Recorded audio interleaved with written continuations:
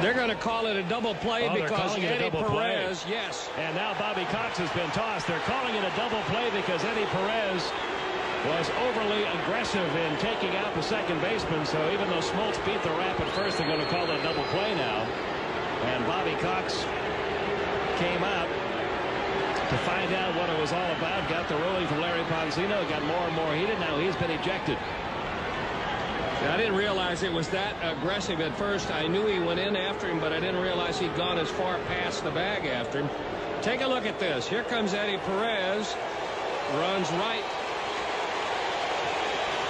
He actually went in almost standing up. His idea is I'm going to get somebody.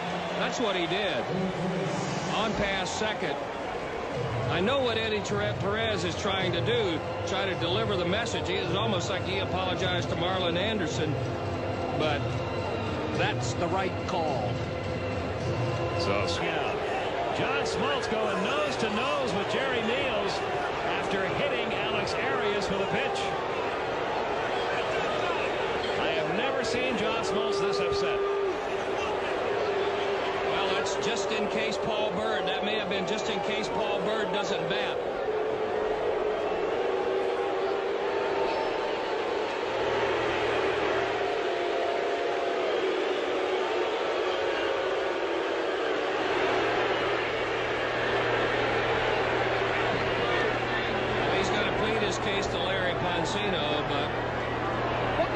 I bet you what he's saying is, hey, he gets a couple mine, don't get a free shot.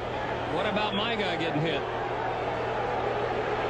He's really, and I can understand it because there was no warning given. If there was, we didn't see it. We're not aware of it.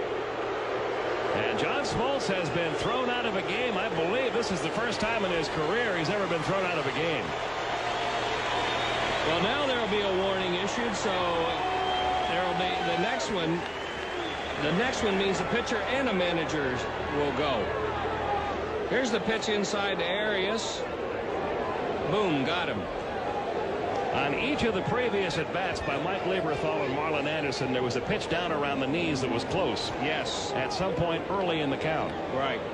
And this time with the number 8 man hitting on the first pitch, he gets drilled by Smoltz.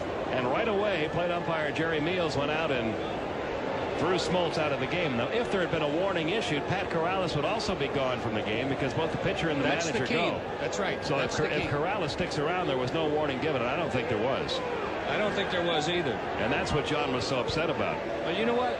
I think if your intent and if your John Smoltz was to get somebody, then you walk Arias and get to him. You get the guy who threw the pitch. If that's your intent is to even the score, then you walk Arias. And the guy that got all this started when he hit Eddie Perez, Paul Bird, is all of a sudden a victim of this crowd. Yeah, and warnings don't stop people from getting thrown at. Look at this exchange. Look at that exchange. Here we go. Eddie Perez is going after Paul Bird. And we've got a full-fledged brouhaha going. One huge pileup behind home plate. Eddie Perez got right in Paul Bird's face. I think Paul Bird was trying to apologize again, but no apology accepted this time. And this is going to be costly for some people.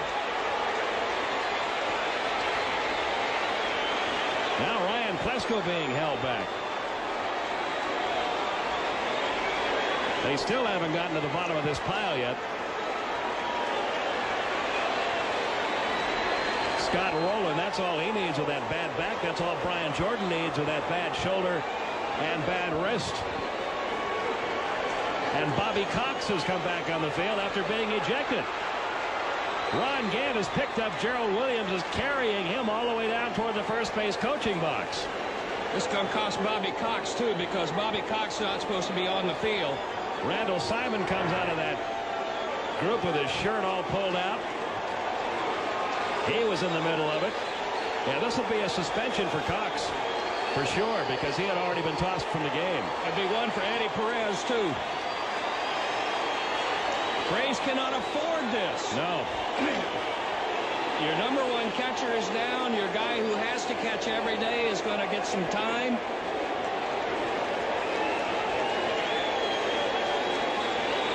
Well, we were wondering about Russ Springer. It never got that far. No. As soon as Paul Byrd stepped into the batter's box, Eddie Perez said something to him. It looked like Byrd was trying to apologize again, but that's Eddie what he did in Philadelphia. Eddie was having no part of it this time. He caught it once, fooled me once, but not twice. And the unfortunate thing that's going to happen for Eddie Perez, I'll bet you in this, if Paul Byrd was apologizing, you've got Jerry Meals right there who's going to put this in his report. Eddie Perez is gone. He's leaving. The umpires will sort it out. Bobby Cox is still out there at home plate, and he had been ejected. I don't think anybody realizes Bobby Cox is out there yet. Oh, I bet they do. Here's when Paul Byrd walked up to home plate, and Eddie Perez said something. You can see him moving. I wasn't trying to hit you. He said, you know I wasn't trying to hit you.